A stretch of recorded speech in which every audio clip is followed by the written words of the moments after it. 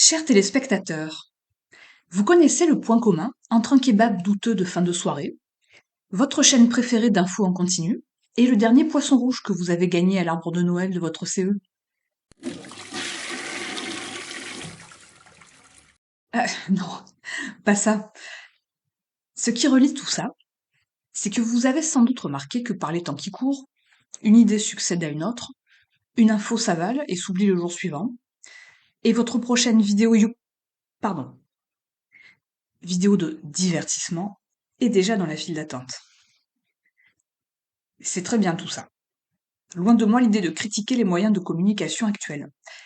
Mais il faut bien admettre que le mode de vie moderne ne favorise pas le temps passé à échanger des histoires, à se souvenir, à écouter des récits beaucoup moins spectaculaires que certains défis. En somme, plus le temps passe, et plus on a la mémoire courte. L'homme se raconte des histoires depuis des millénaires. On peut retracer jusqu'à 100 000 ans le plus vieux mythe de l'humanité sur la mortalité de l'homme. Pourquoi? Comment l'expliquer? La plupart des récits mythologiques, qui cherchent à comprendre l'origine de l'homme, se sont transmis au travers des millénaires, sans papier, sans stylo, juste avec la mémoire et le conte. Conter et raconter.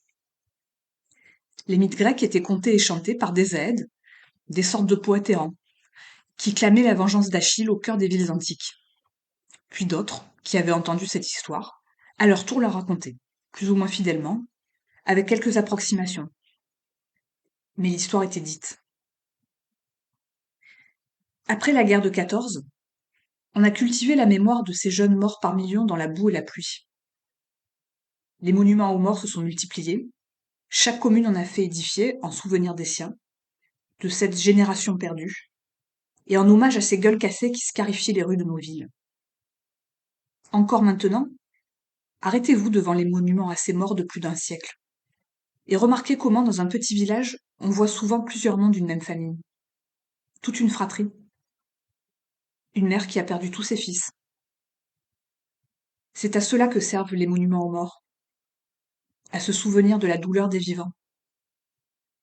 On a créé des mémoriaux de la Shoah après la Deuxième Guerre mondiale, car pour qu'il n'y ait plus jamais ça, on savait alors qu'il fallait qu'on se souvienne. Aujourd'hui, les jeunes n'ont pas de récit direct de la guerre, parce que les moins jeunes ne prennent plus la peine de leur raconter. Les vieux, qui pourtant perdent la boule, sont les gardiens de la mémoire, à ressasser leurs souvenirs de jeunesse pour ne pas les lâcher à jamais. On vivait autrefois en famille. Les vieux restaient à la maison, on leur réservait la place la plus près du feu de cheminée, et puis un jour ils mouraient, sur place, sans bruit. Mais avant de partir, ils avaient marmonné leurs souvenirs, notre histoire. À force, on les avait entendus, et plus tard, leurs enfants, nos grands-parents, à leur tour se sont mis à murmurer des histoires d'autrefois. Ce n'est pas si loin, 2 générations à peine, quelques milliers d'heures de visionnage de Netflix. Seulement maintenant, nos vieux ne ressassent plus à côté de la cheminée. Ils fixent le mur blanc de leur maison de retraite, qui n'a rien d'une maison mais plus d'un mouroir, seul, avec pour auditeurs les comprimés aseptisés de leur pilulier. Sans vieux pour transmettre la mémoire du monde, c'est le monde qui dépérit, qui s'appauvrit. Sans récit direct, l'histoire se résume à quelques mots posés sur des livres sans odeur. La dernière guerre que l'Europe a connue, c'était il y a 80 ans. Seuls nos grands-parents ont encore quelques rares souvenirs d'enfance.